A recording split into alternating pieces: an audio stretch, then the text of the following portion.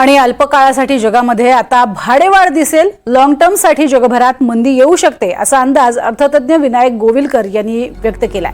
प्रत्येक देशाला आपले डोमेस्टिक मार्केट स्ट्रॉंग करावं लागेल असंही गोविलकरांनी म्हटलंय।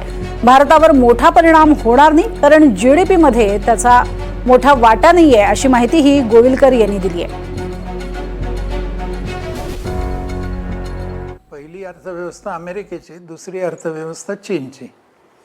अमेरिकेने विशेषतः ट्रम्प प्रशासन सुरू झाल्यानंतर सगळ्याच देशांवर टॅरिफ्स वाढवले। 2 एप्रिलला त्याने हा मोठा निर्णय घेतला आणि सगळ्यात जास्ती टॅरिफ स्वाभाविकपणे त्यांनी त्यांचा मोठा प्रतिस्पर्धी असलेल्या चीनवर लावला। पहिल्यांदा त्यांनी 20% टॅरिफ लावलेलाच होता, आता आणखीन 34% टॅरिफ लावला, जे अमेरिकेला एका बाजूने हवं आहे।